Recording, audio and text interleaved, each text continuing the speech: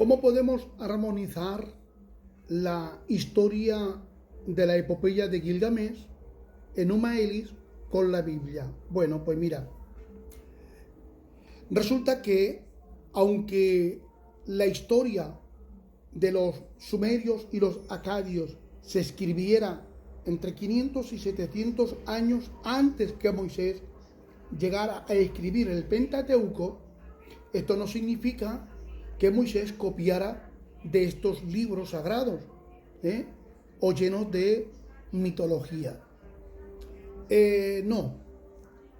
Lo que sí que creemos es que Moisés, antes de dejar por escrito la historia de Dios y de sus antepasados por escrito, existía, como bien dijimos, la tradición oral.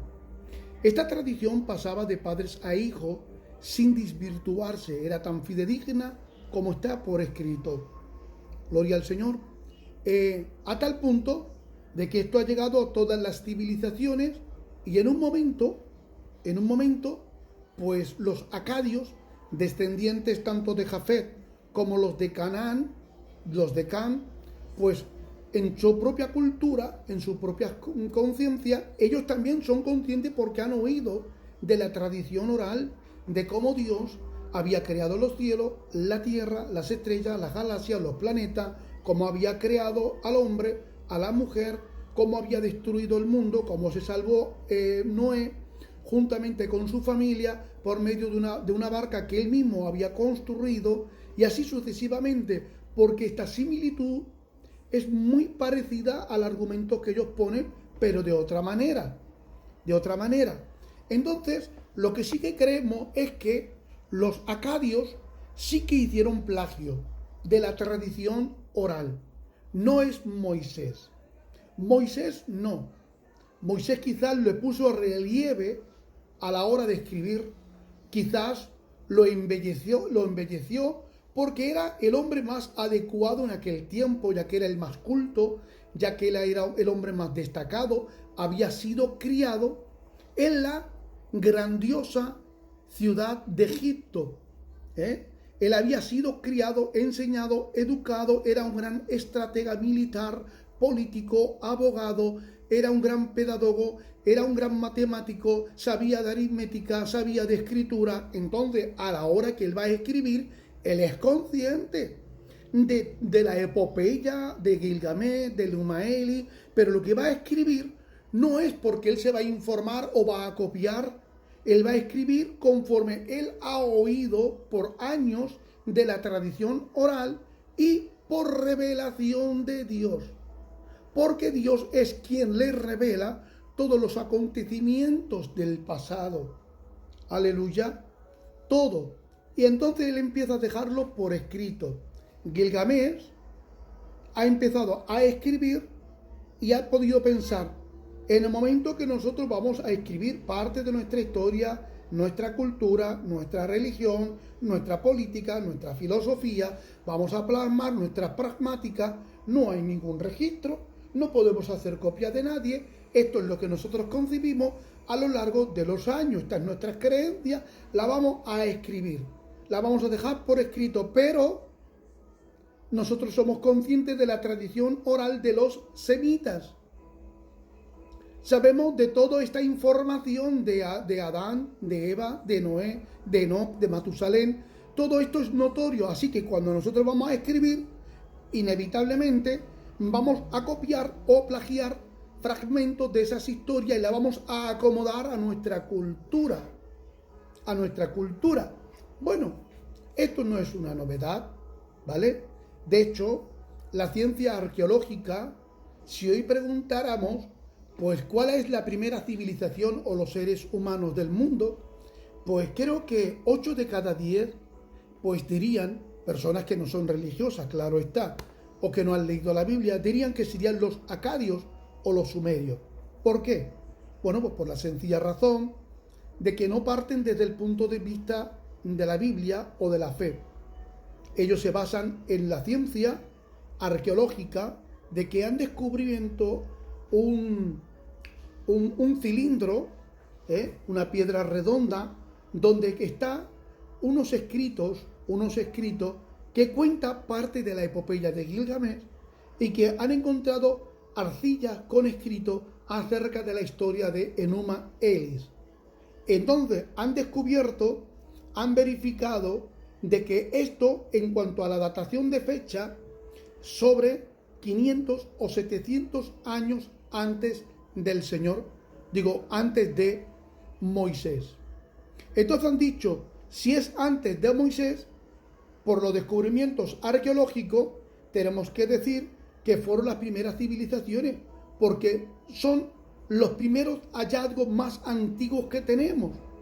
Pero eso no significa que fueron los primeros, porque nosotros partimos desde el punto de vista de que nosotros tenemos que creer la Biblia como la palabra de Dios, que no miente, y que la palabra de Dios dice en 2 Timoteo 3:16 que todas las escrituras son inspiradas por Dios. Por lo tanto, no hay error alguno, ¿vale? Lo que ha querido Dios plasmar se ha plasmado, y los otros libros son históricos, sí, es verdad, hay un escrito histórico, legendario, antiguísimo, pero carecen de una verdad absoluta porque no son inspirados. 2, porque están llenos de mitología, de exeterismo, ¿vale? Y no es una información que pueda, pues, enriquecer a la persona como tal. Hay información que te forman para desarrollarte y te hacen persona, pero hay información, pues, que te hacen degradar, porque no es una información que embellece al hombre en cuanto al conocimiento. Si a un niño tú le enseñas que, por ejemplo, crea en las estrellas y que adora las estrellas, siempre va a creer que la estrella es un dios, ¿verdad que sí?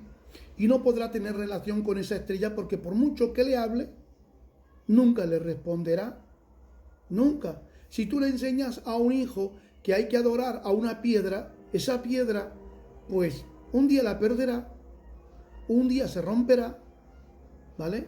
Y el niño podrá caer en la frustración de que una piedra, pues, la tomó otro niño y se la tiró y le hizo daño.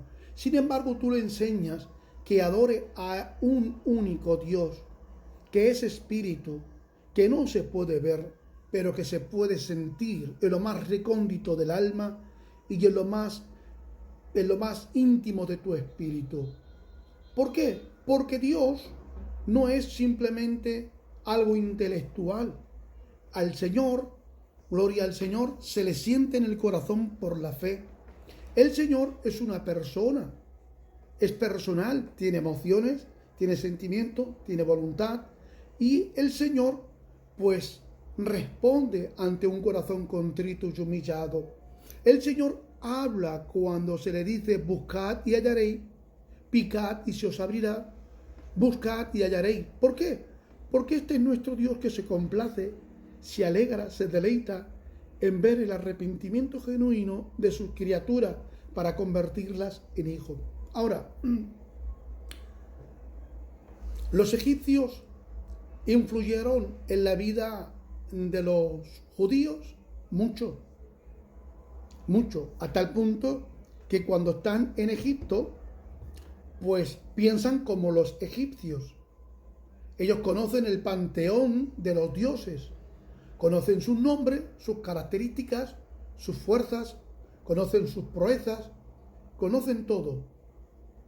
Sin embargo, en esta época, cuando aparece el segundo faraón, cuando se le pone su corona con una serpiente, que es una cobra real, que representa el guardián del inframundo, que representa sabiduría y que representa muerte y también representa vida. Por eso, cuando a él se le pone, le está diciendo que es un hijo de Dios, porque él hay alguien que lo guarda en el inframundo y que él representa tanto la muerte como la resurrección, que no va a morir y que tiene la sabiduría de los dioses. Así como, por ejemplo, pues adoraban a muchos animales por sus facetas, y esas facetas son características de sus propios dioses.